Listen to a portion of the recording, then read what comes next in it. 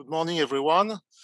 Welcome to this webinar organized by the Agence Française de Développement that will provide us during 2 hours with an overview of African research.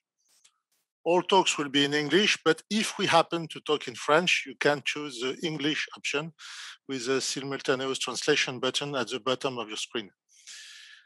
Pour commencer, nous allons regarder et écouter Thomas Mélonio, directeur exécutif Innovation, Recherche et Savoir de l'Agence française de développement, dans une capsule vidéo.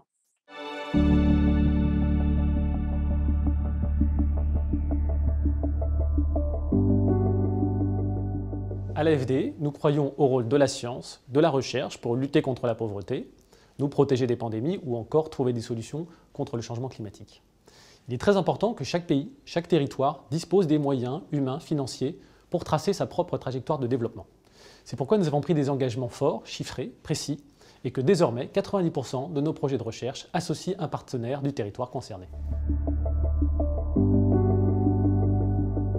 Il y a des expertises de pointe en Europe sur la santé, le climat, la biodiversité, les inégalités, mais il y en a aussi, évidemment, dans les pays du Sud.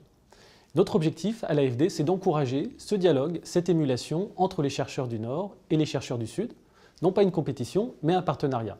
Je crois que nous avons beaucoup à y gagner.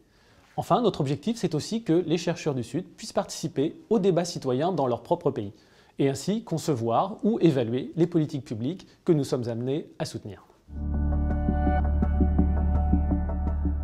Avec l'Association des universités africaines, la Banque mondiale et l'IRD, nous soutenons un réseau de 53 centres d'excellence africains répartis sur 12 pays dans des domaines comme la santé, le numérique ou encore la gestion de l'eau. Deuxième exemple, avec des scientifiques du continent, nous travaillons à des modèles pour mesurer l'impact économique et social du changement climatique ou encore trouver des solutions pour s'y adapter. Cette année, enfin, nous allons lancer 2 nouveaux projets innovants, l'un avec l'Université de Clermont et le Global Development Network pour accueillir et soutenir les travaux de chercheurs du Sud. Enfin, avec l'Université Gaston Berger de Saint-Louis au Sénégal, mais aussi l'Université internationale de Rabat, le LASDEL au Niger ou l'IRD, nous allons lancer une nouvelle revue scientifique africaine pour également encourager les jeunes chercheurs africains. Comme vous le voyez, notre stratégie est ambitieuse, dotée de moyens importants, et nous espérons ainsi pouvoir soutenir davantage les recherches au Sud.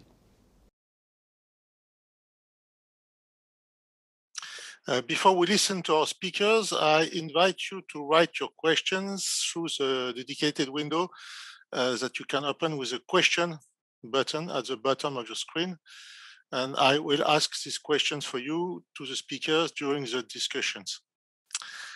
The first talk is presented by Rigas Arvanitis, Director of Research at the French National Research Institute for Sustainable Development, IRD, and the Director of the Centre Population et Développement of IRD and Université de Paris, with Johann Mouton, the Director of the Department of Science and Innovation, National Research Foundation, Center of Excellence for Scientometrics and STI Policy, and professor at the Center for Research on Evaluation, Science and Technology at Stellenbosch University in South Africa. So, Rigas Arvanitis, you observed African research over a long period of time. What are the most striking points? And you have 30 minutes. Thank you very much, Luc, for the presentation. Yes, I've been observing with my colleagues African research. I'm trying to share my my window, but then you have to leave me do it. Okay, sorry. Good. That should be it. Okay. We have been working with Johann Mouton and our team at Institut de Recherche pour le Développement, I must say, since more than 20 years. In fact, Roland Vast, who was the boss of the research unit I was belonging to at that time, has collaborated a lot with CREST, and a lot of the ideas that we present today and of the analysis of the trends come from this long partnership that we had. So it goes very well with the presentation of AFD. We really do that. What I want to present shortly is a trend over the last years, but we have to remind that there's at least 3 periods of African science since most of the independences that happened in the 60s. We had the creation of national scientific communities, of the debt and the structural adjustment policies. We had this emergence of national science and national scientific communities. Then we had, during the 70s and 80s, a very sharp decline of the university research until the early millennium. We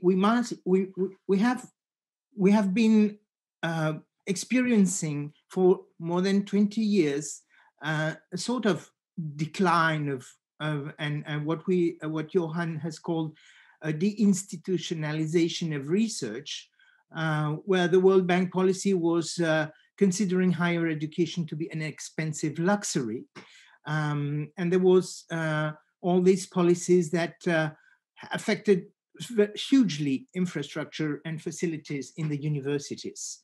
Until the end of the 90s, this policy was destroying the research capacities. We had an enormous brain drain and enormous loss of researchers and Africans migrating in other countries, higher skilled people going elsewhere.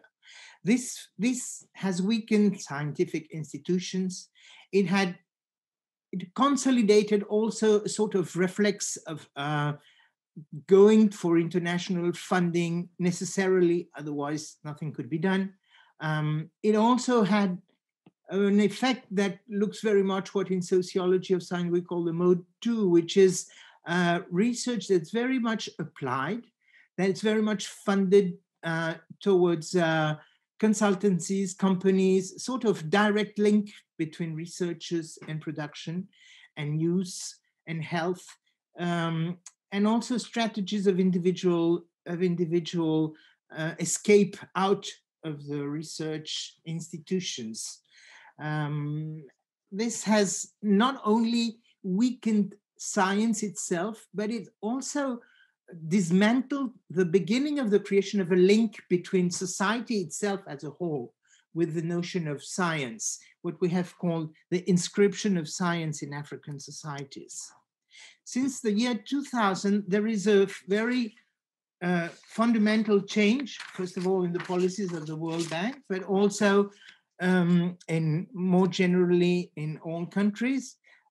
We had programs with linked to health and global health, mainly on HIV, AIDS, gigantic programs on malaria and tuberculosis. Economics was favored also by international funding. There was a great amount of money that was shifted toward programs happening in Africa with African researchers, and a slow recomposition of the African scientific landscape.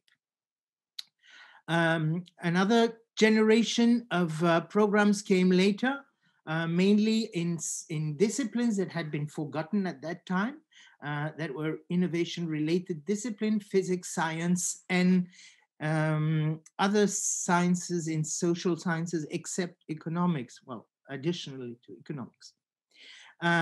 This has translated in a very sharp annual production of scientific papers that we can observe in this case in the Web of Science.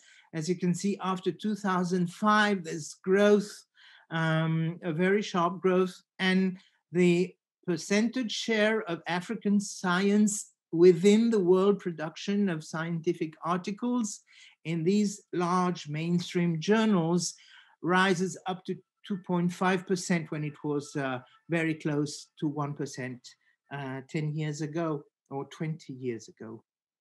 This science grows unequally among different countries. In this slide, you see the blue line, the up blue line is all Africa, and South Africa has a slower growth, but it had more scientific capacities initially, and What rises absolutely fantastically with a very sharp rise is in the countries of sub-Saharan Africa. If you eliminate South Africa, the green line there, which shows a very sharp increase after 2005. Small scientific countries appear also. For example, these are French-speaking Sahel countries plus Senegal. Sahel again is the yellow line. And you see that the rise is very, very sharp. Burkina Faso is very exemplary from that point of view. But all countries, Chad, Mali, Mauritania, and Niger, show all very, very sharp rise at the same periods of time. And it's also a period of recomposition of science. For example, to take the case of Niger, Niger had a policy before structural adjustment, a policy to send people in foreign countries to get trained and come back as professors or researchers in the country. This was stopped, and the new policy was to follow the more classical scheme of scholarships and have support research through more international collaborations. What we see in this slide is in the green is that the intensity, that is the gross expenditures on R&D as compared to national production, the GDP, and the red lines are countries that are very strong investment in research, like Israel and Korea, but also European countries of smaller size like Austria or Denmark that are sharp close to 3%. The international recommendation says that we should go up to 3%. African science, the country that has invested more in research has been South Africa, and it's 0.8% of GDP. I think it's a bit higher now, but the numbers are very low. The reason for this is, and if you compare it by per capita, you see that the investment is very, very low. It's low also in the investment in higher education, although the number of students and the number of teachers has grown dramatically in the last 10 years. What is happening there is that the investment is mainly done by the public sector in Africa and foreign investment, whereas as you see, the blue is a business investment in the countries that have a very strong investment in expenditures in research and development. The business sector is participating immensely, and in Africa, the business sector is very, very low in its contribution to research funding. I hope I can have a small problem there. Okay. The growth of African science is unequal on the territories. Some countries have invested heavily and others much less. Middle range investment is the most common case, and some are unexpected in their investment. This is the case of countries like the Sahel countries, which, given the very small scientific communities, the investment in research is strikingly higher than what would be expected. If you look at what are the fields of research where there is some specialization in African research, this is not how much, this figure shows not how much production is in each field, but what is the fields where the production is much higher than it is in other areas. And as you see, basic health, biological sciences, which would be expected to be higher specialization, is not very much the case. But we find it in engineering, in earth sciences, in areas, in social sciences, in areas. This higher specialization is, because of the figures, something very recent. Before 10 years ago, the specialization would be more in the medical sciences and earth sciences. Also, something that has happened increasingly in these years is the growth of collaborations. When we look at the figures of one single author articles, it is going downstream, whereas national collaborations or international, and mostly international collaboration, is growing immensely. This is even higher proportionally when the countries are small countries. Here we have the Sahel countries, and we see that the percentage of international co-authorships in the articles in the Web of Science are above 90% for most of the countries. Senegal, which has a larger scientific community, is around 85%, when 10 years ago it was between 70 and 80% for more than 10 years. This hides, in fact, also something interesting, is that in all countries, universities have grown a lot.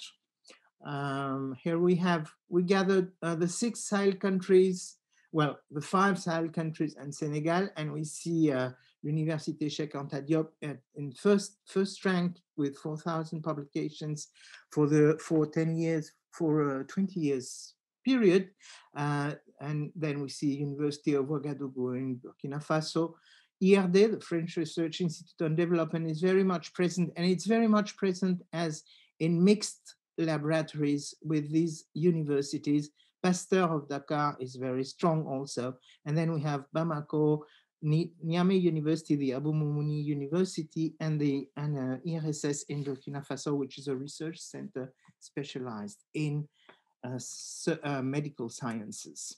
Now, if we counted the proportion of publications of African sciences, not as one each time that we see an address of an African researcher or of an African author as one, but as a fraction. For example, if we have 3 authors from 3 countries, each country would count for 1/3. That we call that fractional count. Whereas when we count 1 each time that we see one author affiliated to one country, we call this a full count. And usually the figures we present are full count figures. If we counted as fractional count, then the proportions would be much lower than they are, because most of the publication in the last 10 years are with international co-authorship, and the fractional count would take into account this difference.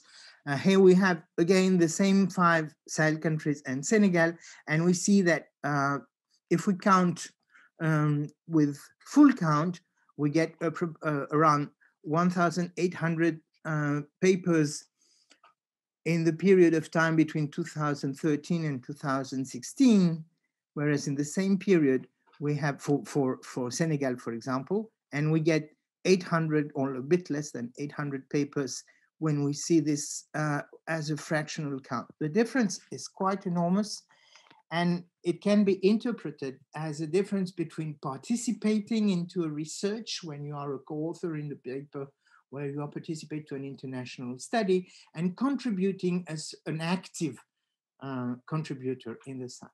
The other thing that's very striking, and it comes from the research that's on the young scientists in Africa that was published 2 or 3 years ago by the team led by Johann Mouton with Heidi Prozesky and Catherine Baudry. Figures on international, based on a very large survey of African scientists, we see that the international mobility is still very low. It's less than 20% in many countries. It's around between 30 and 40% in most East and West and Central African countries.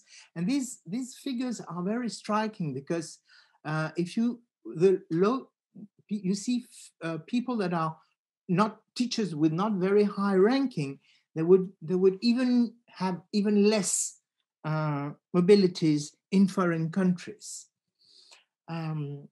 The other thing that's important to remind for African science is that we can find, let's say, 3 basic types of research units.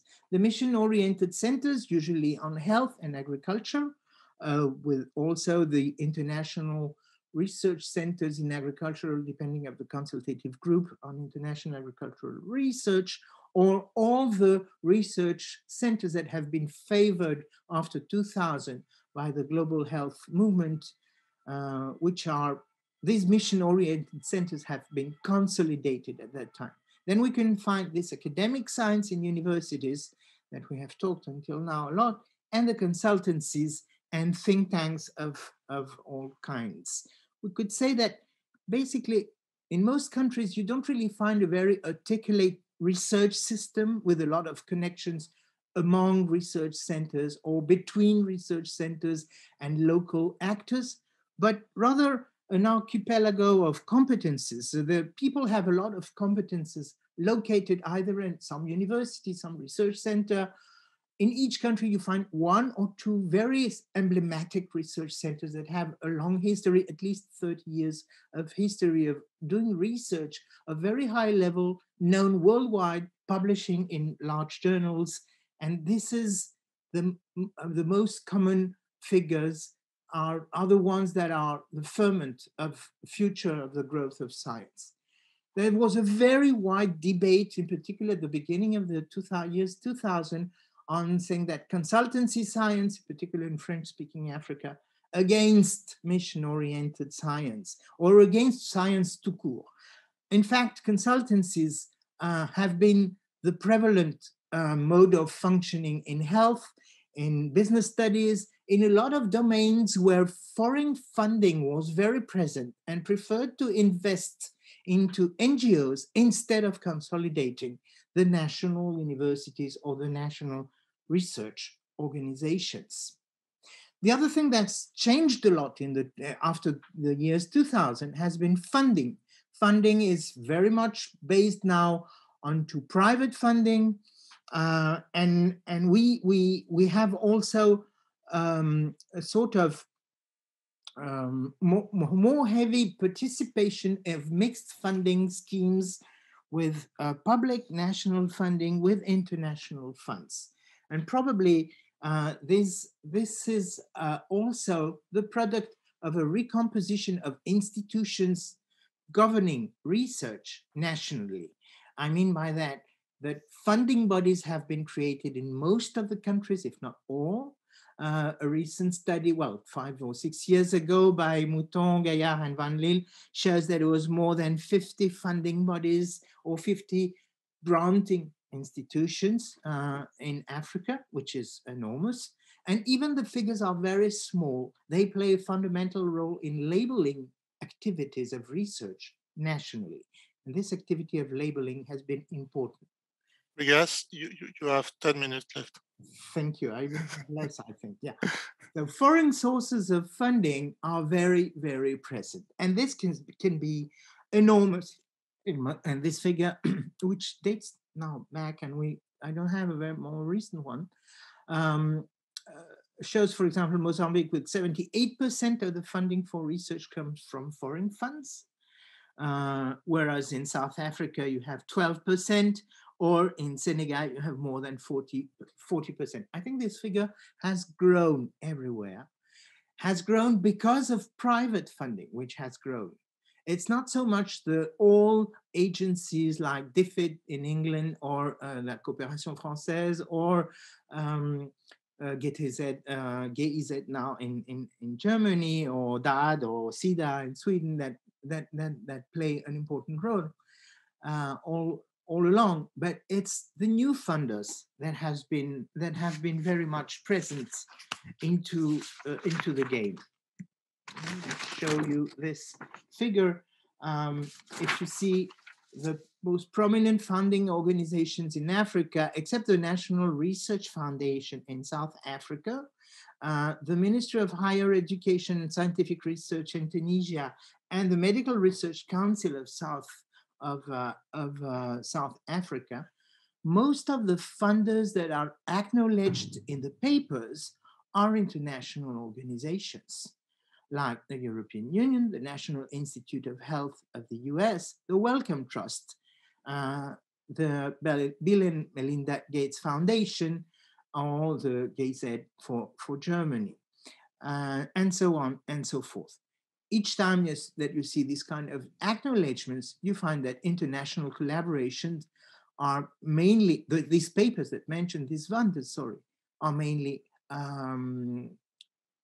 from papers that co-authored by authors nationally and internationally, which is not the case for the three national funding bodies that are mentioned here, like the National Research Foundation of South Africa with its Medical Research Council, and the Tunisian Ministry, where you see the figures of collaborations are much lower.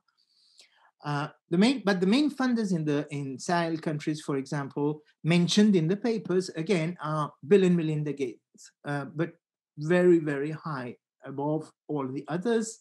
The European Union, if you add up all the European forms of appearance of the European Union as European Union, European Commission, or framework programs, you would get something like 600 papers mentioning the European Union. The French ANR comes third, and then you find the National Institutes of Health of the United States and the Wellcome Trust.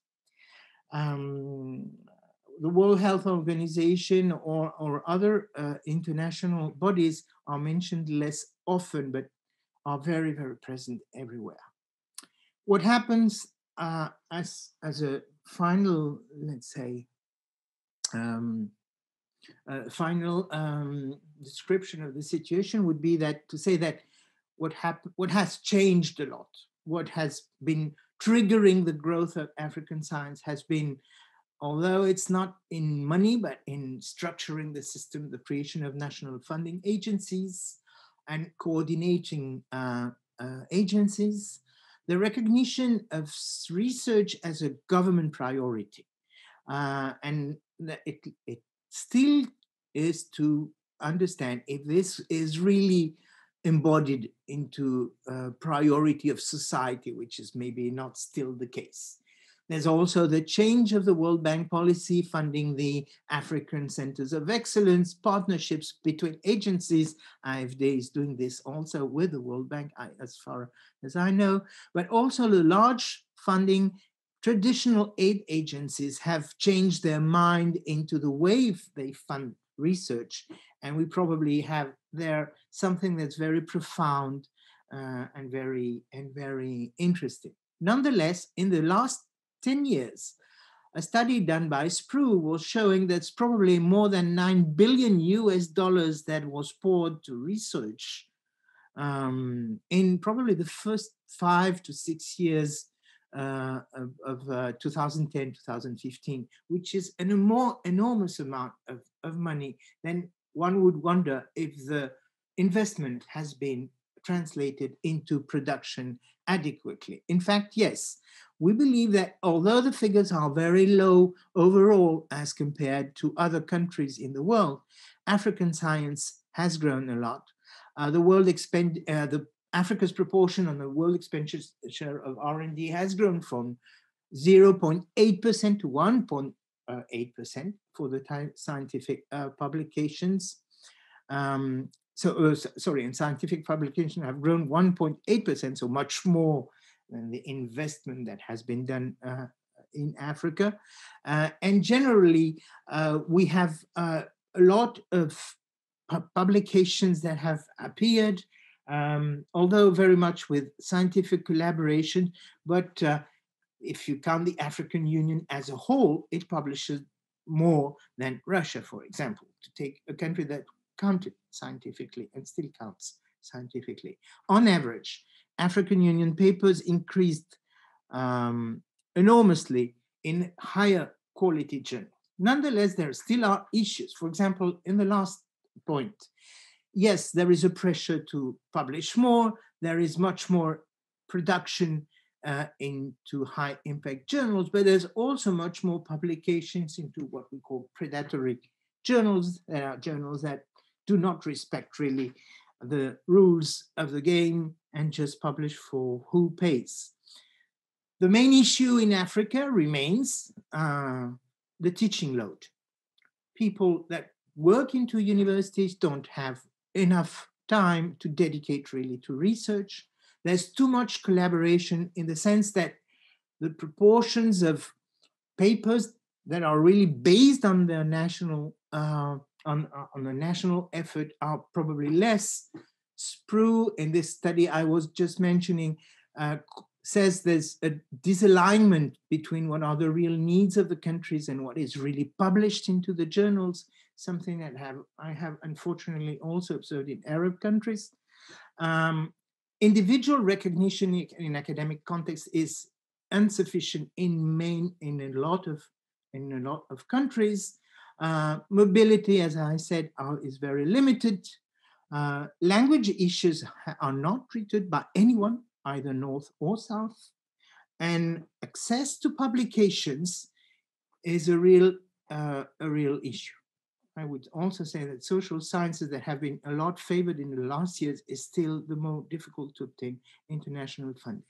So to sum up in 2 words, we do have a transformation and a high growth of research in Africa, based mainly on enormous funding that has been overall very high, but it's a bit more collaborative, it's a bit more co-constructed knowledge, but there's still too much dependency on foreign funding.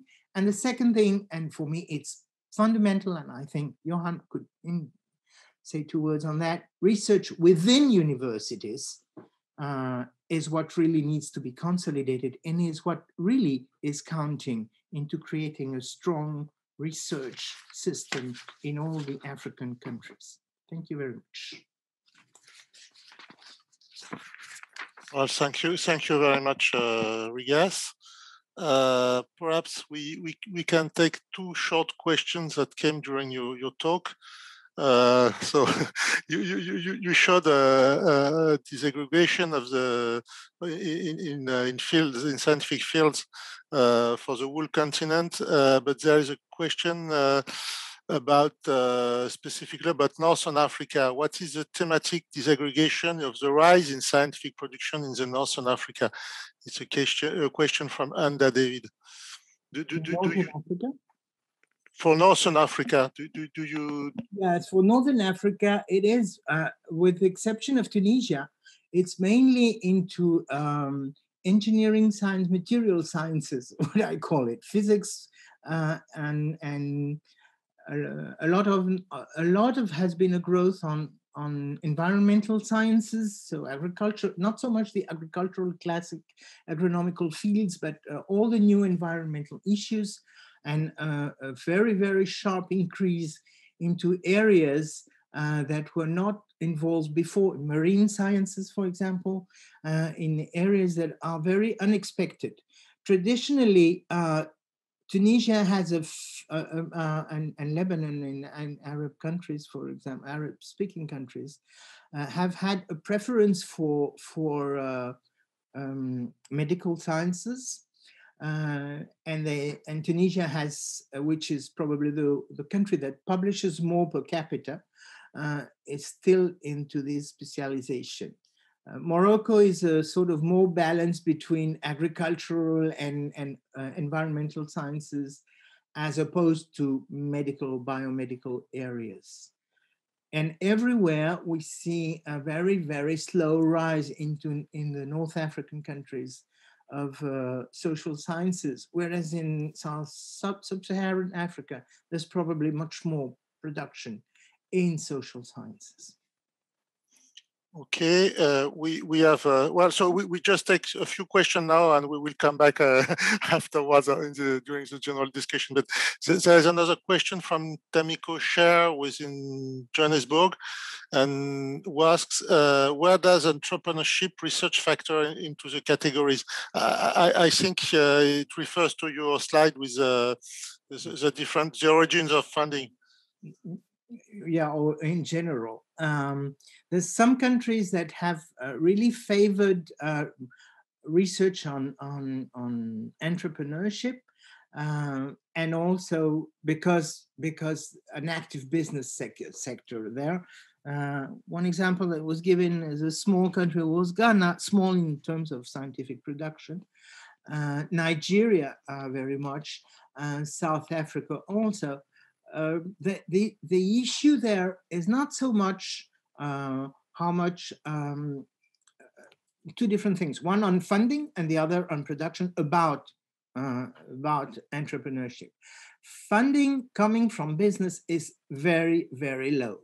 And part of that is, as we know, for example, what happened in Asian countries, the movement towards investing into research comes from the business sector, comes after a growth of the business sector itself. What happens in Africa is it's still the business sector into technological areas doesn't really need that to grow. The markets are not so demanding in terms of quality of demand, of quality of products. Imports are still very high into the technological sectors. High technology products are mostly invested by foreign countries or introduced by foreign countries. Now, what you see in countries that have known of very strong growth, for, like Morocco or Egypt, for example, or Nigeria, is that there you find an interest into investing in research. This issue is very long time consuming, takes time for companies to invest really in R&D, and this move is not from the side of supply, it's really from the side of demand, from the side of the business sector itself. And perhaps you can ask, there are many questions, but I just ask one, and perhaps if you can reply shortly. If you cannot, we keep it for the general discussion. It's a question from Jean-Baptiste Meyer. So he asks, does private funding also go to research universities? And there are two questions. In fact, is there anything like a breakdown by donor institution to what type of recipients? No, there is no such statistic. There's only case studies, and case studies showing an investment of companies into academic research are very, very rare. What you would find is international funding that goes to sectors where you need the business sector to participate, and there you would find it. The companies that most invest into research are the pharmaceutical companies, and they are very, very present on the continent, side by side with all the international programs funding health research. Okay, so thank you so much, Rigas. And well, we didn't have the opportunity to hear Johann, but what you presented was a common work. So we will now here to listen to Heidi Prozesky. So Heidi is an associate professor at the Center for Research on Evaluation, Science and Technology, and a researcher at the Center of Excellence in Scientometrics and STI Policy at Stellenbosch University in South Africa. So Heidi Prozesky, you've been working on a big survey about the next generation of African scientists that Rigas already mentioned. What can you tell us specifically about women in science on the continent? And you have 20 minutes for this. Thank you so much. Good morning, everyone, and thank you, Luc, for the introduction. Yes, I will be focusing a little bit more on a single study, which was called the Young Scientists in Africa study. I will also focus specifically on the survey part of the study. So we surveyed African nationals who also work or reside in an African country. It was a few years ago already, time flies, it was 3 or 4 years ago that we collected the data. We have data on approximately 5,000 cases that meet the inclusion criteria mentioned above. And that brought us also to ability to analyze 32 African countries' nationals in terms of gender.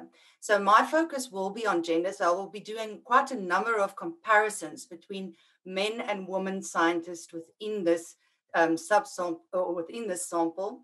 And then here and there, we also looked at narrower samples, such as academics only. So just to give you an overview, but these figures don't apply to all the findings that I will be presenting, because I will be presenting results from 4 sets of analysis. First of all, some correlations with age and field, so gender, age, and field.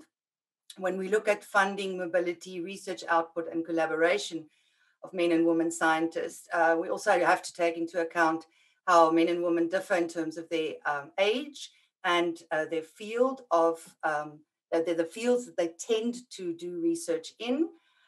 Most of this was published in the book, Young Scientists in Africa. Domestic and childcare burden will be referenced every now and then. And I conducted a study there, which is also more a theoretical piece, trying to argue that we are looking in the wrong place when we want to really understand the burden of domestic and childcare duties on women researchers. But I'll get to that point later. Then there was a paper that I did with Johann Mouton on the career challenges facing men and women scientists in Africa, a selection of the questionnaire data. And then with the other collaborator, Catherine Baudry from Polytechnique Montreal, we focused on mobility and career development in another paper. Again, I need to mention that the sample was slightly smaller, and the proportion of women was also a bit smaller, which brings me to, just maybe a slide to show you that these are the 4 main sources, published sources that I will be drawing on. So if you want to know more about these, you can contact me and ask me for them. But that's basically what they look like. So the first one is the book, and the other 3 are articles. This one's a conference proceeding, Superwoman and the Streetlight Effect. All right, so females constituted 30% of our sample. Seems like we weren't too far off the mark. The global average is 33%, sub-Saharan Africa 33.5%, but I'm getting these findings also from UNESCO, the Institute for Statistics there. And as you can see, the light blue in the map on the right shows you how little we have in terms of data, and recent data as well. So we can provide a little bit more data, the green African map on the left. So we've got less of the gray. The lighter the green, the lower the percentage of females compared to males in that country. So we need to take into account that we do have some response biases, and that we are not looking at women and men in Africa as it is. It's not a census, it was a survey. With all those limitations. But I'm trying to make the point here that I think we have more data now than international agencies can provide. What's important to know is behind these figures, we also have differences that are important really to understand, and that is that females are younger than males. Female researchers are overrepresented, or not overrepresented, but more highly represented in the younger cohort than they are in the older cohorts. And we know that it takes a while in science to become an experienced, a recognized scientist. So one needs to take into account that when one compares women and men without controlling for these differences in age, then it's not comparing apples with pears. You're comparing older, more experienced males with younger, more inexperienced females. So one needs to be very careful there. It's also important to compare female researchers with other females in countries that are not researchers. Because people always say, well, what about childcare and marriage? That surely has to limit women's participation in science. Well, yeah, probably it does. But yeah, females are much less likely than males researchers to have children or dependents. So we see the males tend to have more children than the female researchers. And remember, they're not necessarily married to each other. One has to keep that apart. Women researchers have a lower number of children and dependents than male researchers do. We've seen this globally, but I think I'll make a point in one of the papers that pro-natalist cultures that prescribe ideal family size of more than 3 children for women. Well, these cultures we find very often in African countries, more so than globally. So my argument would then be women that do decide to become researchers and not to have children are actually not ascribing to the norms of their societies. And that's my argument in the Superwoman and the Streetlight Effect paper, where I argue that these are superwomen that have overcome a number of boundaries and barriers. So when we did ask women that are working as researchers, what are their career challenges? And we asked men the same question and we compare them, it was quite surprising to find that on most of the challenges, men complained more. Or in statistical terms, the percentage of men is always higher, not always, and in most of the cases, higher than the percentage of women that say that they experience this career challenge that we presented to them to some or a large extent. The exceptions are job insecurity, but the differences are very small there. Women are just 1% more proportionally represented there, and lack of mentoring and support as well, just a 1% difference. Where we do find the tables turn, where the stats are different, is with balancing work and family demands. And this is in line with what people also tend to believe, and research tends to show that. But about the other challenges, it's difficult to understand this perception because most of the objective measures of women's career challenges, quantitative or qualitative, have shown that they do have a lower quality of work experience. They perceive more challenges, but now when we compare them with men, this is not the case. I came up with the idea of maybe applying, and one of Rigas, as a sociologist, would remember Stufer's relative deprivation, where women's expectations are lower than men's. And we have found that generally in careers, that even if women's experiences are objectively worse, their own perception of how the experience is actually not as bad as men's. So we're still playing around with some ideas. I'm going to just put them out there and maybe we can have a debate about some of these issues. If we look at the average career challenge score by region, I'm not going to get into the technical details, but I tried to work out a way from the previous slides challenges to find out where the challenges are experienced most amongst women only. And we find that North African women experience greater challenges and more challenges than the women in other regions, especially when we compare them with the Southern African countries there at the bottom. In terms of funding, we also found some interesting results. Age and field are stronger predictors than gender for funding. Gender did not come out as a very strong predictor. In other words, the differences between men and women in terms of the United States dollar amount that they've received as primary recipients of funding in the preceding years, 3 years of the survey, those differences were not too large. And women have even been more successful, it seems, at raising research funding in the 3 of the 6 science domains showed in the bar chart there on the right: the humanities, the social sciences, and the health sciences. we found 28 respondents of the approximately 5,000 had received a huge amount in the past 3 years, more than $1 million. And amongst those, women are not less represented than they are in the general population. So again, a relatively positive picture. 30% of these, highly funded researchers are female. So taking everything into account in the last two slides, should we maybe not focus that much on increasing the funding for women scientists particularly, and that maybe our priority, if we want to address gender issues, should still go back to the work-family role conflict. That's what I take from the research that we've done so far.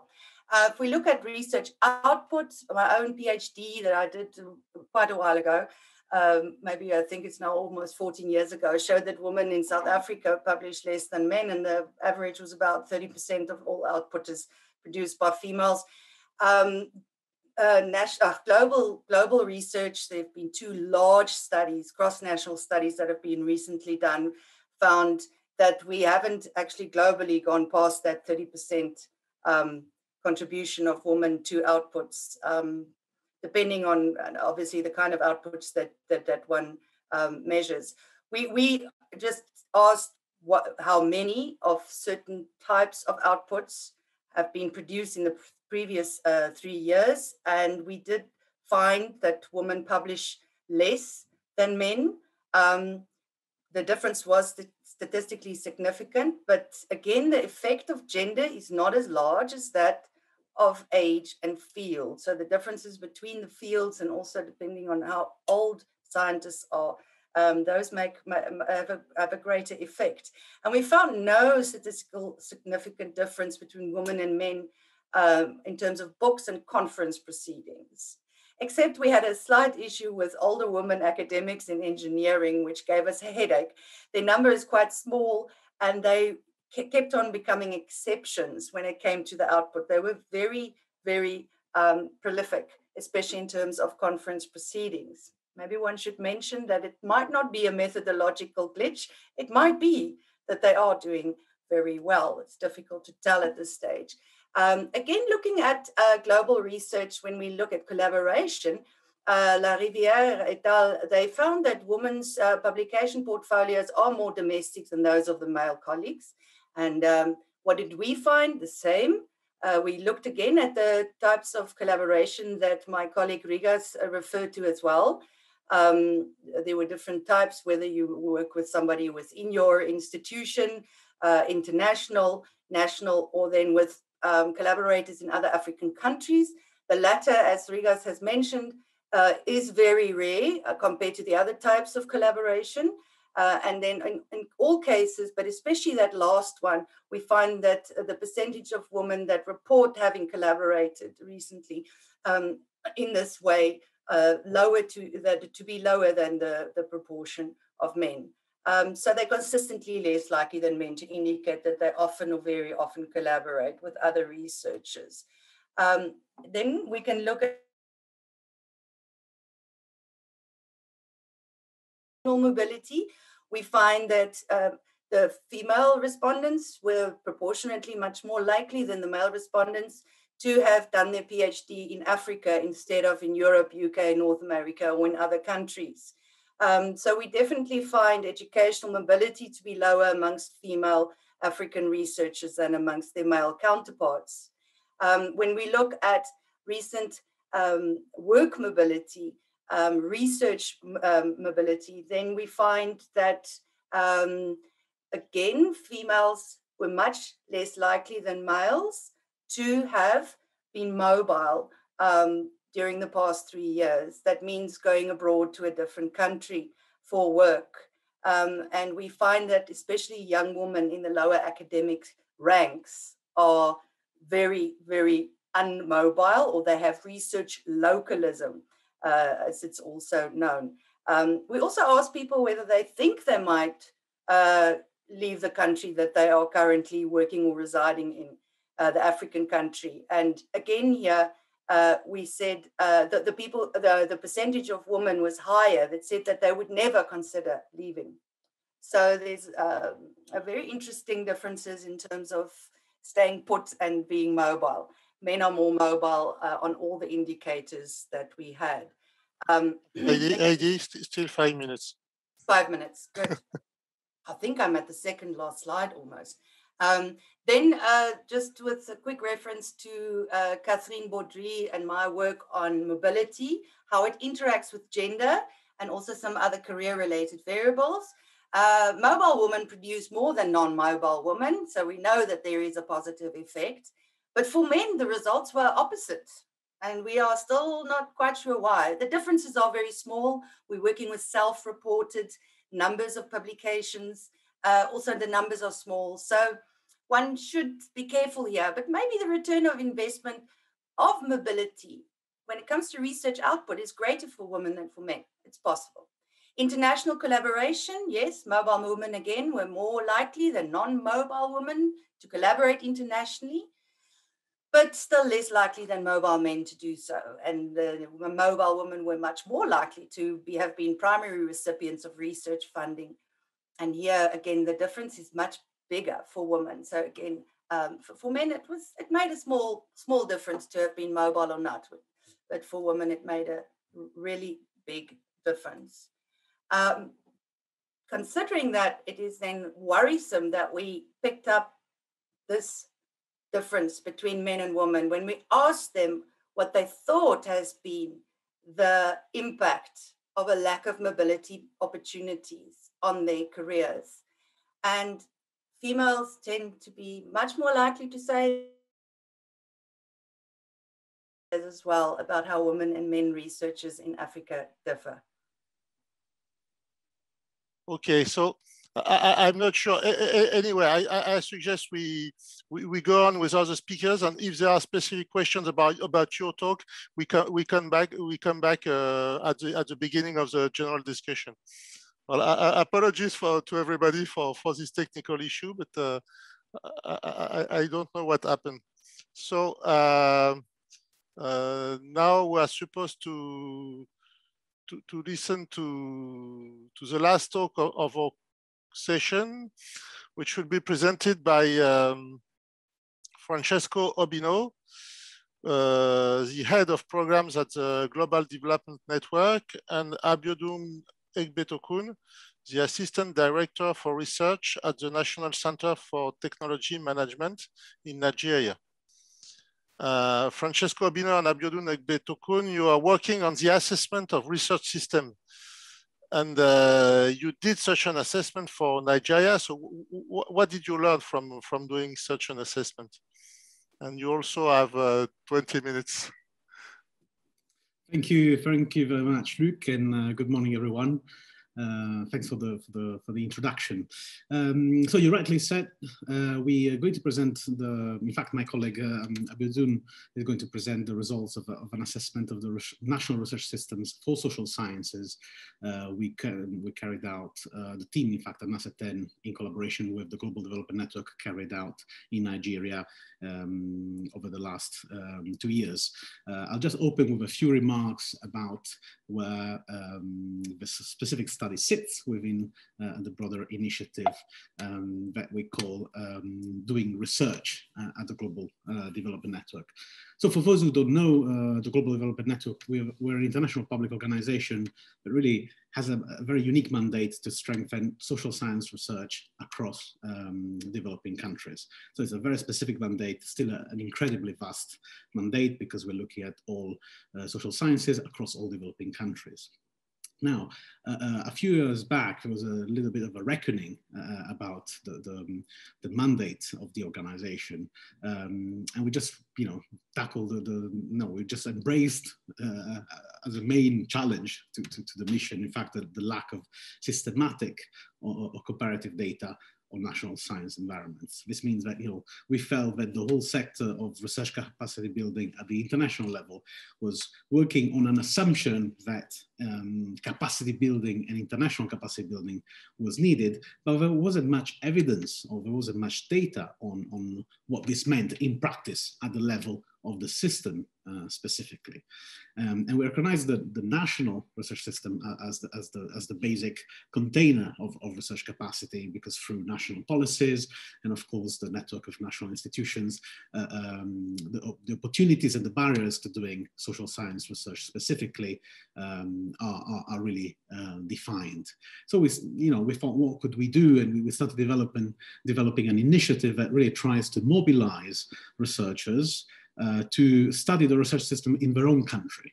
With a specific focus on social sciences, which is part of our mandate, but also, as we've heard, is also part of research that is usually receives less funding and, in fact, less attention both at the international and at the national level, despite being absolutely crucial to anything that has to do with development, with innovation, and with advancing both knowledge and action at the national, regional, and global level. Now, the vision of the global initiative that at GDN we call Doing Research is really to create more evidence on research systems, evidence that is systematic, evidence that is systemic, so looks at the level of the system, not just at the level of individual researchers and institutions, so complementary to these two other levels, but really with a focus on the system. And we want this, we would like this evidence to be locally generated. So we don't do it directly, but we mobilize a network of researchers locally that are interested in this and that carry out the study. Of course, this is only instrumental to have more debate on the link between social research capacity and development choices at the national level. But ultimately, what we're doing is also to advocate for any investment in research and research systems to actually be as evidence-based as any other investment. We hear a lot of calls for evidence-based or evidence-informed action and policy on all sectors, but somehow it's a bit of a contradiction that research itself is rarely, investment in research itself is rarely evidence-informed, and data at the national level is often not very easily accessible.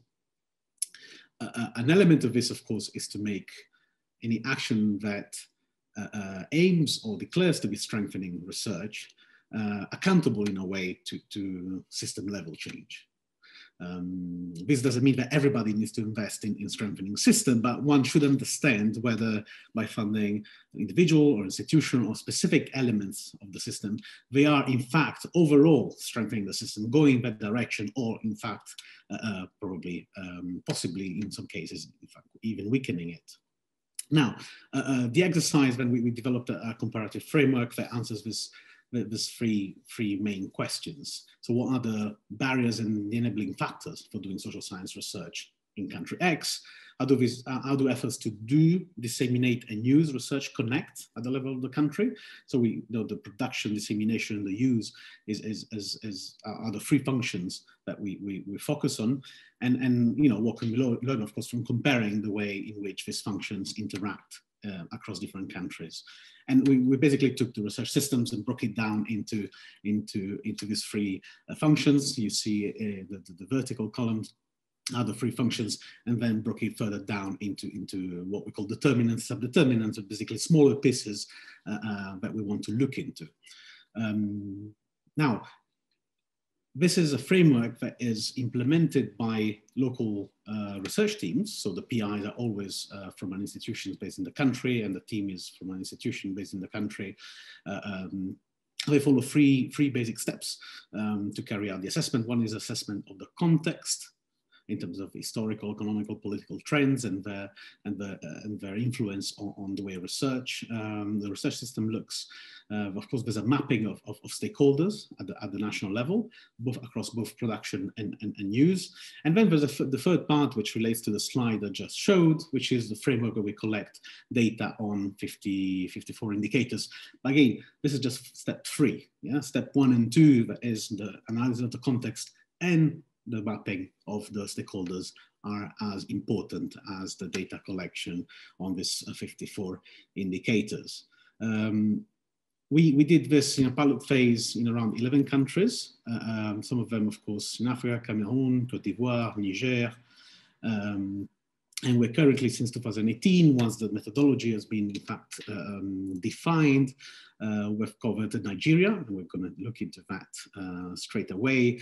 But I also wanted to bring to everybody's attention the fact that we'll be starting we're starting the assessment in 5 new Francophone countries as part of that new project that Thomas Melognon in the video at the beginning mentioned with AFD and the Global Development Network. I'd like to pass the floor to my colleague, Abiodun, to walk you through the results from the Nigeria doing research assessment. All right, thank you, Francesco. Can you hear me? Can you please confirm that you can hear me? Yes, we can hear you. Okay, beautiful. So we basically contextualized what we did in Nigeria by looking at what goes on in Nigeria and South Africa, which are, you know, the 2 largest economies in sub-Saharan Africa. So on the research front, you see that even though Nigeria is about 4 times as large as South Africa in terms of, you know, the number of people who live there, a large number of whom, you know, go to school, and the large number of universities, this is over about 4 times as large, as many universities as in South Africa, but yet the country produces far less social science publications than South Africa. So the immediate question that arises from this contextual comparison is, how could a system that is so large be producing so little? So for the rest of the presentation, I'm going to be showing you results that try to answer these questions, speaking to the two of the 3 broad questions that Francesco just introduced. So we can go on this. So the first thing to note is the disaggregation of the system. We did a stakeholder mapping, as Francesco mentioned, and we found 170 universities at the time that we were doing these in 2019, 1,580 civil society organizations. This includes think tanks and NGOs, and in the private sector, and 75 organizations that could be categorized as government agencies or donors to research, both internationally and locally. One of the things that came out very strongly to us is the fact that most of the research is done in the universities.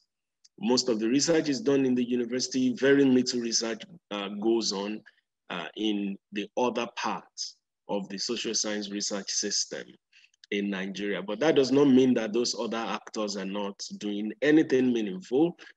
The civil society organizations and the private sector are particularly active in creating a bridge between the research that is produced in the universities and the policy-making end of the spectrum that make use of this research. And of course, the governments and international and local donors, funders of research, set the agenda, define, you know, how much resources goes into what research topic, what is topical. For instance, now in the age of COVID, there's a lot of funding that is being directed away from other research activities or other research topics to COVID. There was a time that HIV was on top of the research agenda. Now it's COVID, climate change, gender issues, and so on and so forth. In the next slide, from the next slide onwards, I'm going to begin to show you the kind of things that we found, you know, as we assessed the system in different dimensions. So let's start with the people who do the research. And the first thing that comes out clearly from this slide is the fact that between 10 and 50% of all researchers in Nigeria are social science researchers. And about 30% of these have PhDs. So one could say that they are highly qualified, and most of them are in the universities, but there's a huge gender disparity. So for every 1 female, there's about 4 male. But it's striking to note that we did not have a more precise estimate than the range between 10 and 50%.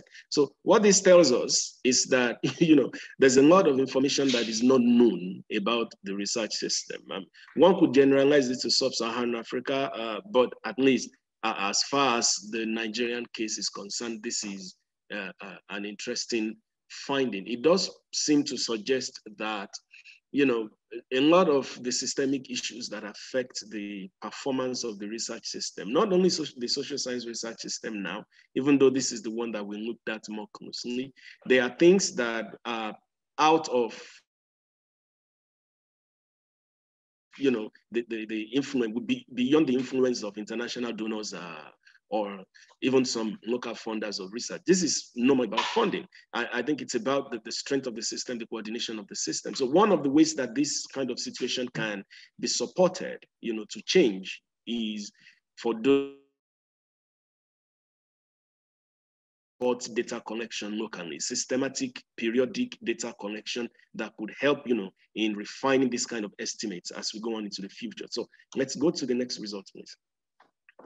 Thank you. And okay, so a lot has been said about funding by Rigas and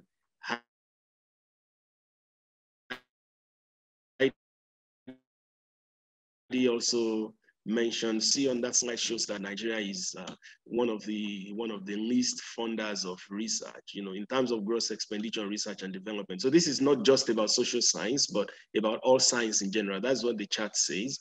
Gross expenditure on research and development in Nigeria. This data from 2010 from the data collection efforts of AU NEPAD at that time shows that Nigeria committed about 0.2% of GDP to research and development. And now, of all of this 0.2% of GDP, a maximum of $31,000 per annum went to individual social science researchers.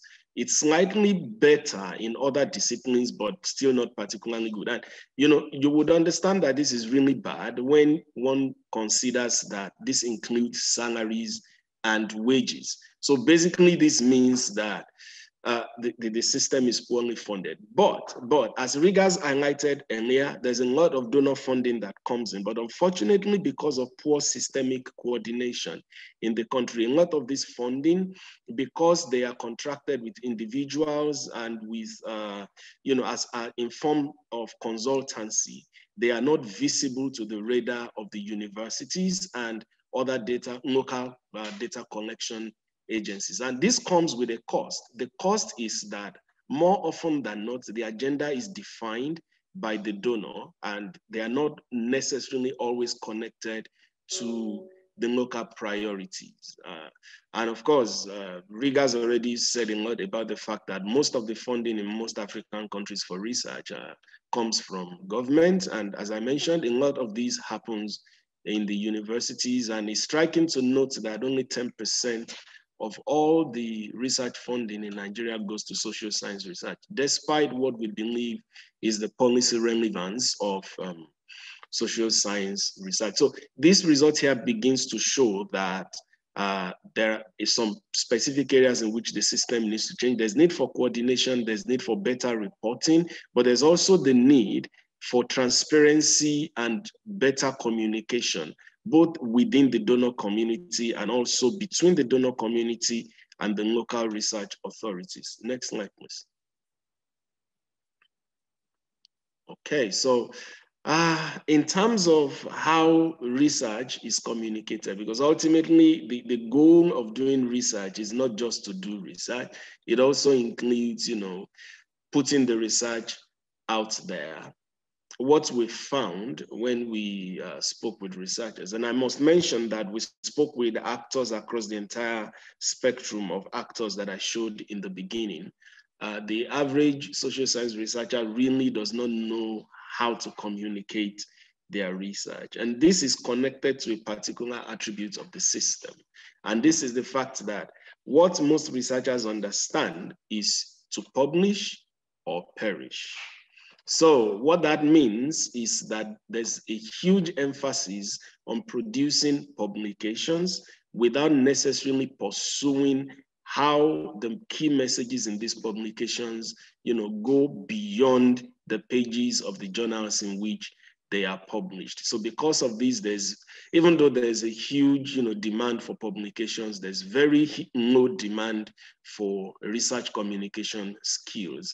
Most researchers will just publish and leave it at that. So you see a lot of journals going, a lot of journals being published both locally and internationally, a lot of conferences going on, but to a much lesser extent, there are debates and news media activity among researchers. Now, there's a huge body of local journals, but because there is no standard repository for these local journals, it has historically been difficult to assess their quality, or in fact, to control the quality. So even though a lot of research that is published in local journals actually are the kind of research that will not make it into any international outlet because they only speak to local realities and address local development challenges. The bigger problem in this is that because of poor visibility of the local journals, a lot of them manage to get away with poor quality publications, which is not a good thing for the system. And this already highlights the need for support in the area of creating local accreditation systems or local repositories that would standardize how research journals are assessed. And of course, the visibility problem also affects individual researchers and organizations. I mean, these are the days when you could put, a particular keyword into Google to find whether there's a research organization that does research in that area in the country, and you won't find. That does not necessarily mean that those organizations are not there. It suggests that sometimes they are just not visible. And this is particularly interesting. It's an attribute of the system that is not particularly good, but it also is an area where the international community can target to support the system. Next slide, please. Abiodun, you still have a bit less than 5 minutes. Okay, yeah, just a couple more slides left. Now, this map shows you particularly that research competence is distributed within the Nigerian social science research system, and this is true of all disciplines. The Huffington Index of 0.016 suggests huge diversity, and collaboration. Rigas already said a lot about this, across disciplines, both nationally and internationally. But one important thing that I would like to highlight here is the fact that, historically, the international community has worked a lot more in form of consultancy with individual researchers, maybe who already have the profile. So there is, inequality in terms of access to resources, particularly from the international funding community by the less known researchers. And because of this, there is the undesirable Matthew effect where, the people who have always been attracting international funding or even national funding are the ones who always keep attracting it, and some are left behind. And because of these, there is the potential for misalignment between the research agenda and local priorities. And the next slide, please. Okay, so politically, research is free in Nigeria, so to say. Despite all the political challenges that you might have heard in the news that the country has, there's little political interference in the research that researchers do. And despite the fact that politicians don't interfere in the research agenda, that has, the good part and the bad part. The good part is that there is research freedom. The bad part is that then the demand for research evidence is very low because the politicians don't play any role in setting the research agenda. But it's interesting to note that a large share of one might not say that 23% is that large, but that's more than 1 out of every 5. So a large share of researchers have commissioned research on some topics, and there's a relatively large share of, co-authorship between researchers and policymakers. And that's purely because a lot of people who work in the policy space in Nigeria have research background. For example, the current Minister of Science and Technology has a PhD, the immediate past president of the country has a PhD, and one can go on and on and on. I mean, you might all know Ngozi Okonjo-Iweala, the current DG of WTO. She was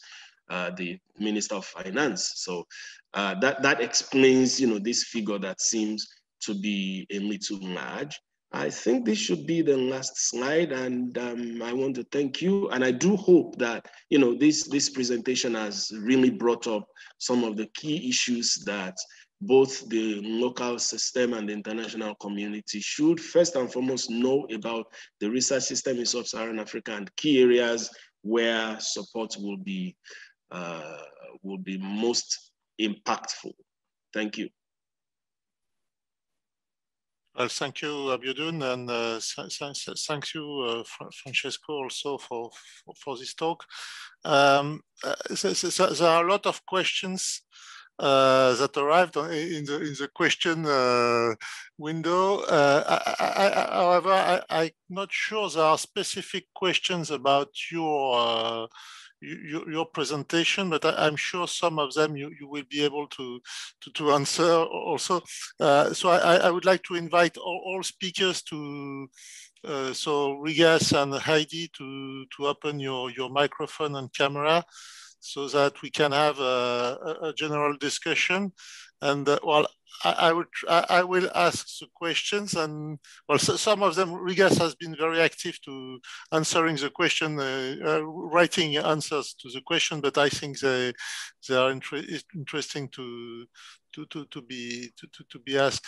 I invite our English-speaking audience to use the translation, the simultaneous translation button, because some questions have been written in French, and I will use the fact that we have professional translators, and I will just tell the question in French.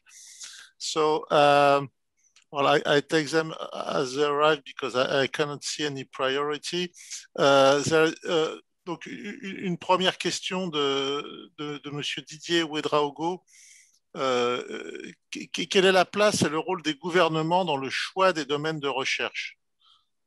Donc ça, c'est une première question. Et il y a un corollaire qui est pourquoi ces recherches ne sont pas orientées sur les besoins réels des populations pour booster le développement économique et social. Peut-être on peut répondre à la première question. Does anyone of you want to answer? Oui, je veux bien répondre si vous voulez. Ok, Rigas. Je ne me vois pas sur l'écran, mais j'imagine que vous m'entendez. Oui, on vous entend. Je réponds en français puisque la question... Comme vous voulez. Alors d'abord, le gouvernement participe en fait de plus en plus dans la définition des programmes de recherche. Et la recherche est un travail qui avait été effectué par une équipe entre l'IRD et le CREST que dirige Johann Mouton avait montré que plus d'une cinquantaine de fonds de recherche ont été créés dans les 10 dernières années en Afrique, localement, au niveau national. Simplement, les niveaux de financement de ces fonds par rapport aux grandes fondations internationales sont très inférieurs. Ça, c'est une première chose. Les gouvernements créent des centres nationaux de coordination de la recherche pour insuffler, disons, une politique de recherche. Mais fondamentalement, la question, c'est de soutenir les universités et notamment la recherche au sein des universités. Et cette conscience que la recherche s'effectue dans les universités et pas uniquement dans des centres spécialisés sur la santé ou l'environnement ou l'agriculture est quelque chose de nouveau pour tout le monde. C'est pas nouveau de hier, mais dans les 10 dernières années, on a pu voir le renforcement de la recherche universitaire. Et de ce point de vue, il y a effectivement un travail qui est effectué par les gouvernements. Donc, on ne peut pas dire que les gouvernements ne font rien. Il y en a qui en font plus que d'autres. Voilà, ça probablement. Et par contre, concernant le disalignment, comme disent les Anglais, c'est-à-dire le gap entre la quantité de recherche effectuée et les priorités nationales, enfin, ou les besoins des populations, C'est une question qui est liée beaucoup à un débat sur la santé. Et je pense que c'est assez faux dans l'ensemble des domaines. Les recherches répondent effectivement à des besoins des populations, dans des proportions plus ou moins grandes. Mais dans la santé, il y a ce qu'on appelle un calcul du poids d'une maladie. The burden of disease, c'est défini par l'OMS. Il y a un ranking international des maladies, comme il y a un ranking des universités, et la quantité de publications par domaine ne correspond pas à ce burden of disease, au classement du burden of disease. C'est en fait, ça renvoie, en fait, le sentiment de désalignement, de déconnexion, et bien plutôt de ce débat-là. Okay, thank you, Rigas. Perhaps Heidi or Abiodun, you could add, or Francesco, you could add something, your point of view about this question of the role of governments in the choice of fields that are invested by research. So if I may just make a quick point, I mean, I largely agree with Rigas, but one point I would like to add is the fact that, you know, in general, the demand for research evidence across African countries from government actually is really low. I mean, some governments are better than others, as Rigas already mentioned in this regard, but on aggregate compared to other parts of the world, it's generally low. So, I mean, if government does not perceive value in research, then it follows that their role in setting the agenda and in providing the funding for it will be limited in a sense. So I think that's part of what might explain it. It doesn't give all of the explanations, but you know, it's part of what explains it. If I can add something to that as well, Luc. Yeah. So I think there's you know, I agree with both what Abiodun and Rigas say. I think what is interesting is to, of course, recognize that governments have their own research units as well, right? So very often kind of ministries or the Prime Minister's office or parliaments have some units within the government institution who are supposed to generate, to provide data and evidence to feed into discussion. Now, so the question is really not so much how much governments decide to commission research and set priorities and how much they participate, but how much debate there is about the knowledge that is used and how much independent and quality research is produced at the level of a country. Right? Because you could have a government producing its own data, the data it needs to take decisions, but in some cases also to legitimize decisions, right? Outside, without any kind of any debate with independent research. So I think one interesting dimension to look at is the independence of the level of debate around the evidence, what is considered evidence, and of course the quality and the space that there is for independent voices. We saw all of us saw the debate about COVID numbers, right? I mean, I'm today connecting from Italy, which is a G7 country, and still the data on COVID numbers were never made public by the government, right? So there are questions also in the northern systems about independent access and vetting of data. About the second question, I think it's important. I mean, formally, a lot depends on the level of formality we're looking at. You know, when we look at the match between demand and supply of knowledge on the real needs and priorities, and one needs really to look at. One can compare publications, right? One can compare policies and publications, see if there is a match. But one needs also to look at the culture of interaction that exists in a country between policy actors and researchers. Because in many cases, you'll have a lot of reliance on researchers, independent researchers, even within universities. But you know, the access that policy actors have to the knowledge produced is not through publications necessarily, but it's through direct personal contacts, right? So we know very little about the culture and the interactions, the networks that exist in countries through which the government and the people who are in government, in specific places access the knowledge they need, whether to take decisions or to legitimize their decisions. But there's a lot of reliance on data and information and research in the political discourse. We just don't often know how it works in practice. I'll stop there. Okay, thank you. Heidi, perhaps you would like to add a comment also on this question? No, not at this no? stage. Okay. No, I don't, because you are from different. You have a look from different part of Africa, so it's interesting also. So we have two connected questions. In fact, one in French. So well, I will translate it, because why is there this gap between the results of research and public policies in Africa? So I think it has been already quite answered. And another one I mentioned, but I'm not sure it needs another answer either. I have heard a lot about research not meeting local actual needs of the different countries. And does anyone have another view of what these needs really are? I saw a gesture from Francesco when he said the supposed real needs. Perhaps you could already with this gesture, I think, answer a bit to the question. The idea is that needs, of course there are political needs, there are priorities. It's political, it's result of political debate, etc. But we also have the needs should also be assessed. Like the disease burden is not something political, right? So the same kind of calculation should be done for needs in other sectors. So needs themselves should be evidence based, right? Not only should be both evidence based and political questions. Okay. So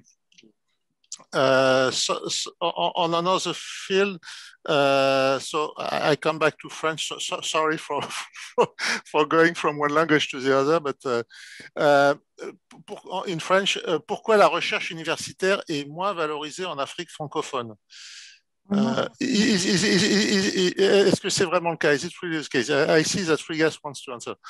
No, that's not true. Non, c'est pas vrai. C'est simplement les proportions sont pas du tout les mêmes. Il y a beaucoup plus de recherche dans les pays anglophones, d'abord beaucoup plus de pays anglophones, et il y a beaucoup plus de recherche. Enfin, il y a autant en termes proportionnels, il y a autant, si ce n'est plus, de recherche universitaire dans les pays francophones que anglophones, si on prend par rapport à la population, disons, du pays. Je crois que le gap, il n'est pas là, la difficulté, elle n'est pas là. Le monde anglophone a été dans l'héritage colonial, parce que ça joue beaucoup pour les universités, l'héritage colonial. Dans l'héritage colonial, les universités francophones étaient considérées comme françaises. Même après les indépendances. L'université de Dakar a été liée à l'Académie de Bordeaux jusque dans les années 70, je crois même bien après, par la volonté même des autorités universitaires sénégalaises. Ce n'était pas un choix, disons, par défaut, c'était un choix politique au moment de l'indépendance. Et de manière générale, les universités francophones, dans les pays francophones, et la recherche d'ailleurs de manière générale dans les pays francophones, était pilotée par Paris. Point. C'était Paris qui décidait. Alors que dans les ex-colonies britanniques, l'Angleterre avait comme politique de développer une politique régionale. Donc en fait, chacun était beaucoup plus basé sur lui-même. À part ça, je pense aussi, et ça c'est Mamadou Diouf a écrit plusieurs interviews, fait donner plein d'interviews sur ce sujet, il pourrait en dire beaucoup plus que moi, de manière plus intelligente que moi, en étant quand même un des plus grands historiens de la connaissance et des universités en Afrique. Et je pense aussi qu'un autre aspect très important, c'est que la recherche en sciences sociales, alors pour les sciences sociales, a été beaucoup plus encouragée finalement par des programmes internationaux universitaires provenant de financements de pays européens qui sont anglophones par défaut. C'est le cas de la Suède, c'est le cas du Danemark, c'est le cas d'un certain nombre de pays qui ont lancé des appels à projets sur les sciences sociales en langue anglaise. Et donc, les universitaires des pays anglophones répondaient beaucoup plus à ces appels, dans des proportions bien plus grandes qu'on ne trouvait ça dans les pays francophones. Mais ça, c'est peut-être un peu spécifique aux sciences sociales. Peut-être que Francesco pourrait en dire un peu plus. Someone else would like to give a comment or kind of answer to these questions. There is another question of the same kind about the gap in terms of publication between Francophone and Anglophone Africa. So perhaps, I don't know if Abiodun or even Heidi, you want to... Yeah, I mean, I don't know if Heidi wants to go first, but I think there are two quick indicators that would, two factors that would explain that.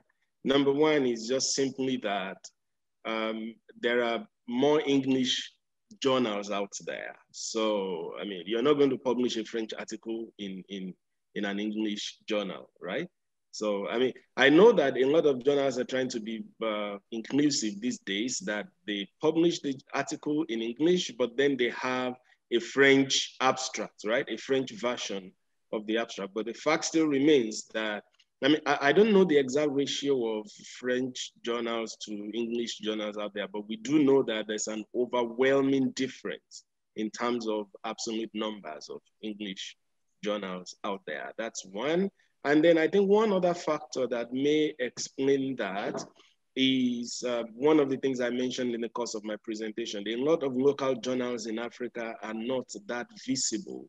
So before we even make the generalization that there are fewer research articles when you compare Anglophone and Francophone countries, we have to remember that a lot of the published comparisons that we see, a lot of the data that we see are based on international databases, all right? Scopus, Web of Science and all that, where a lot of local journals that may exist in Francophone countries are not listed in the first instance. So a lot of the local research is not included in these databases. So these factors, I think, need to be borne in mind before we make that general conclusion that there's a gap. That doesn't mean there's no gap, but I guess it shows that this is an open question that requires systematic research to answer definitively. If I can add something to that, I think a lot would change from discipline to discipline as well, right? I'm thinking about economics, for example, right? I'm not an economist, but I'm surrounded by economists. Everybody wants, including Abiodun, everybody wants to publish. If an economist wants to publish in a good journal, it's going to be in English. You have a publication scene which is international, where the journals that lead the discussions are in English. So it would be interesting to see how much of the scientific production by Francophone researchers in Francophone Africa is actually diverted to Anglophone journals, right? I think that's an interesting thing. So the question is there's two questions here, whether there's a gap, yeah? But the second question is whether, there's a lack of visibility, right? Whether there's a lack of space for Francophone researchers based in Francophone Africa to reach a specific level, yeah? After which basically they need to be publishing in English. And I think from discipline to discipline is very different. From sociology is very different from economics, for example. There is a related question that just arrived about the open science. I give you a big word currently. Could open science, Abiodun, you talked a lot about visibility of publications, and Martial Atse is asking if open science would allow more visibility of scientific publication in Africa. Is the access to publication an issue? Yes. It is indeed a big issue. I think Heidi might want to have a go at that because I remember she mentioned something like that in her presentation about access to publications, right? I said that I looked at publication outputs and gender differences in terms of publication outputs. So I haven't yet investigated open science and gender. And I know there have been a few research projects, but only a handful. And we don't yet have a clear picture. It doesn't seem like there is a difference. We've looked at open science and it doesn't seem to make a difference to citations, by the way. We've looked at Web of Science for a long period of time and very carefully across all the disciplines showed that if people publish in open science journals, they don't necessarily get cited more than those that publish in non-open science journals. So that's just a few observations that I would like to make. I'm going to try and make gender comparisons and come in on the gender points where they are relevant. And in this case, I unfortunately don't have much more to add. Yeah, but you know, in the course of the assessment that we did in Nigeria, we did find a general shift towards, you know, open access publications in the recent times. It's going to take a while before we can feel the I would say the impact of these on the entire system. But this is a trend that we're beginning to observe. And I do think that it's going to make things better. One of the challenges that the research system in many African countries has had historically is that a lot of publications, particularly the good ones, if you like, in quote and unquote, are behind a paywall. So a huge number of researchers don't have access to these publications. But I do think that, you know, open access publications will change the situation in the coming years. But, you know, open access also comes with its own challenges. There's the huge threat of predatory publications, which is an entirely different discussion altogether. But one needs to be aware of that. But that does not mean that open science is a bad thing.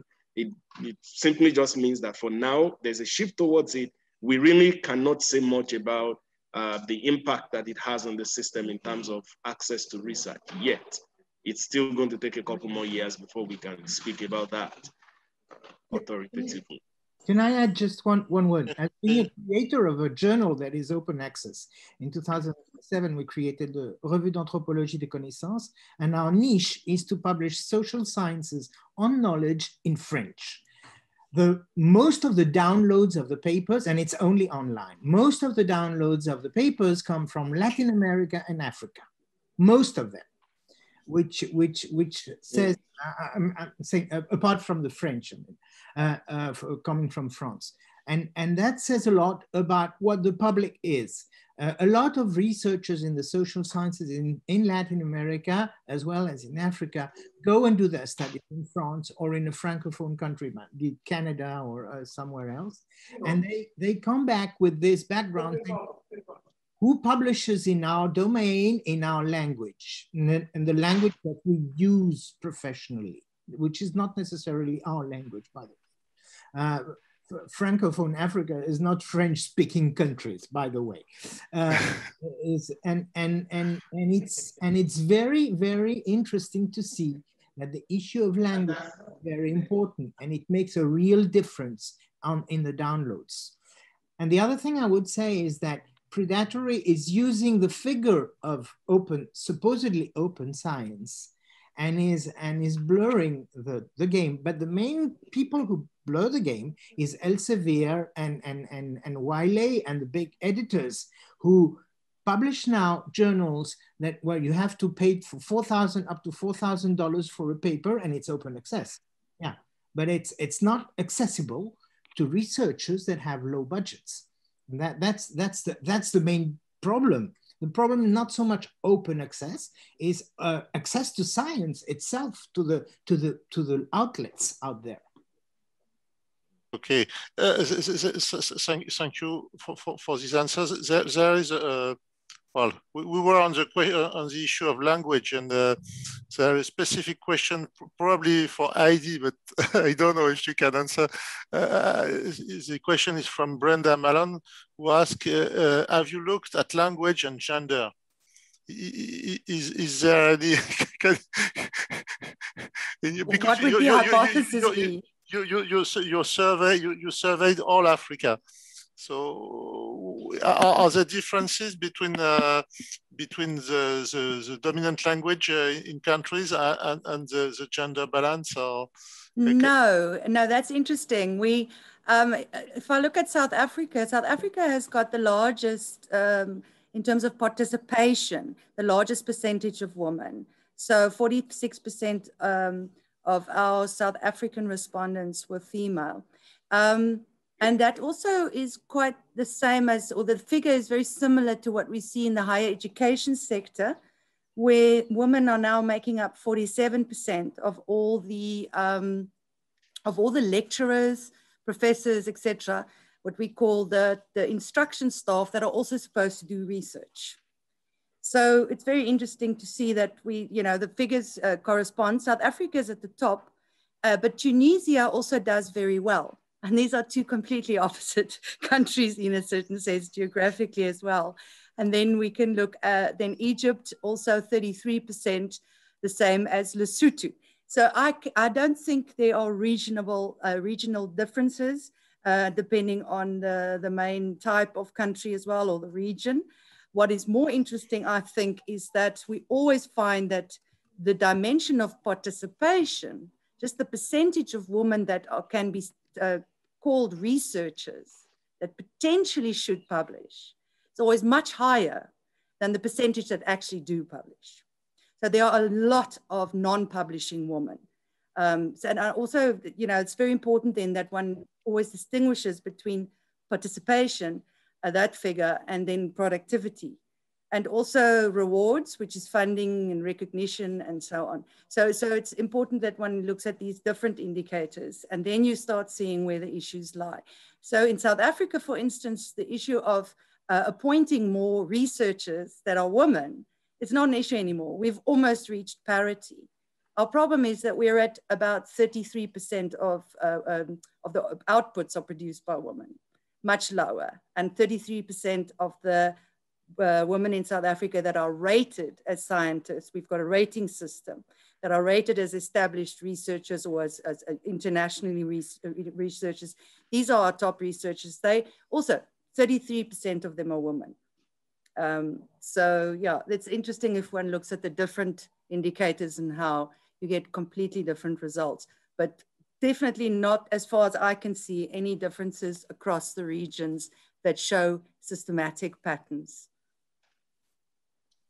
Okay, thank you. The other speaker can also give their points if they have.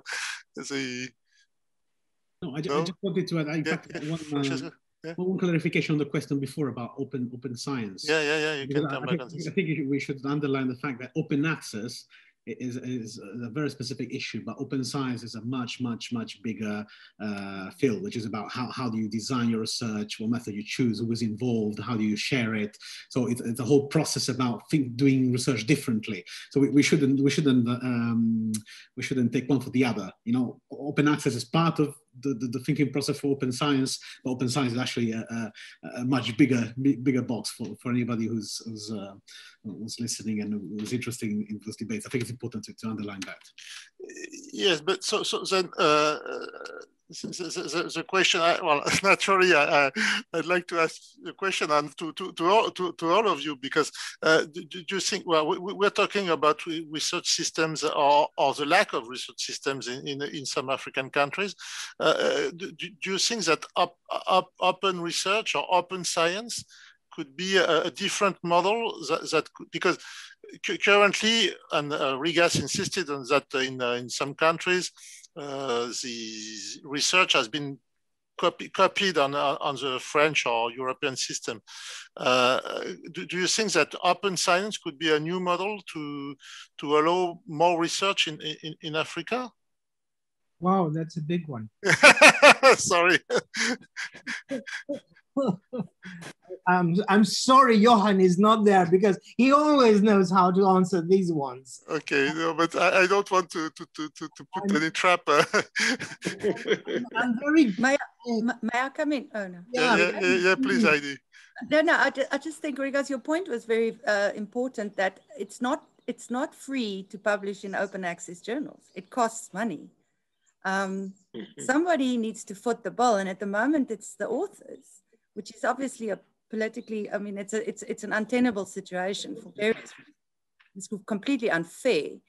But one can't just move to an open access system without the costs being borne by someone. Rigas? Yes, I have a lab with 42 researchers, full-time researchers, and 60 doctoral students. That's what I'm heading. And we work mostly in our 3/4 of the people work in Africa with African partners. So we want them to publish in high impact journals. We spend more than 15,000 euros per year for publication in open access journals. So I don't know many labs in Africa that have 15,000 euros to spend on just publishing, not doing the research. And this is an issue everywhere. If you want a paper in BMG or PLOS Health, you have to pay 2,000, 3,000, 4,000. You can have waivers because you say you come from Africa. That means 50% less or 40% less or 30% less. They're not that generous usually. But you don't have a lot of, you don't get funding for publishing. You get funding for doing the research. And this is an issue that should be tackled at the level of the institutions, not at the level of the funders them only. I would add to that, they could be tackled at the level of the publishers themselves. Yeah, Yes. the publishers. They could just make flat the fees for... The predators are usually the big publishers. Unfortunately, they function in that way, not in the system, but in the marketing. Luc, going back to your question about science beyond open access, what is the solution for Africa? Again, I think open science as a process, it's a way to think about how to do research and what qualities, etc. So I don't think it's a ready-made approach, right? That can be, implanted in a country. But I think it's a good point to say that, I personally think that a discussion on quality, what is research quality, is an essential part of deciding how a system is structured, where it's going, and what kind of incentives it offers, how does it define good and bad research. I think this is a discussion that is at an international level, but needs to take also place at the national level. I think this is step one in strengthening, in deciding to strengthen a research system. It's this national discussion about quality. What do we want? What is quality in a national assessment framework for research, etc. Approaching the question of quality through an open science lens, I think, would mean kind of skipping a lot of what the sophisticated northern systems of research got themselves stuck into, which is the toxic research culture, the race to publication, etc. So I think it could be interesting. It could be an interesting entry point, right? Starting to putting on the table the question of the research system and quality of research by immediately thinking in terms of open science, the whole debate about open science. I think that's a fair suggestion, but it's not a ready-made approach that can be just adapted and implemented. It's a process, right? So it really requires deliberation and contention to an extent. I could maybe add, Francesco, that South Africa has again been lately in a debate about this pay for publication incentive system that we've had since the 1980s. And that has an effect on the outputs of the country. You can clearly see the moment the policy changes or the amount of money that you get for a publication, as that increases, the output increases. Johann has got wonderful graphs showing this. But the quality of the research is quite low, and we're getting increasingly, incidences of predatory publishing because the pressure is on and people can't get into the big journals with their work and they drive for anything. They try to get, yeah.